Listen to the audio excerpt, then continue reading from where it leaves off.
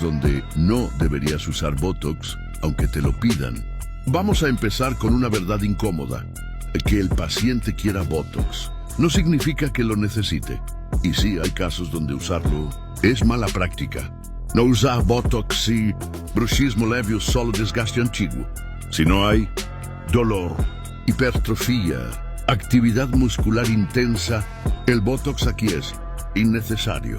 Sobretratamiento, pura moda. Bruxismo diurno, consciente.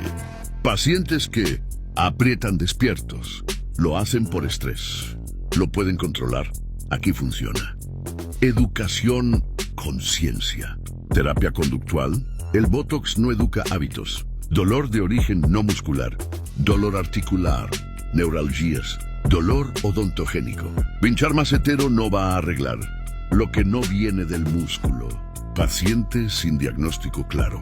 Si no sabes qué tipo de bruxismo es, qué músculo está involucrado, por qué duele, no inyectes. Esto no es ensayo clínico. Paciente con expectativas irreales. Frases como, ya no quiero usar férula, quiero que se me quite para siempre. Bandera roja.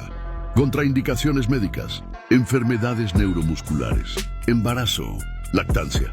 Trastornos de coagulación. Aquí no se negocia. Conclusión. El Botox mal indicado no ayuda, no cura y sí te mete en problemas. No todo lo que se puede hacer, se debe hacer.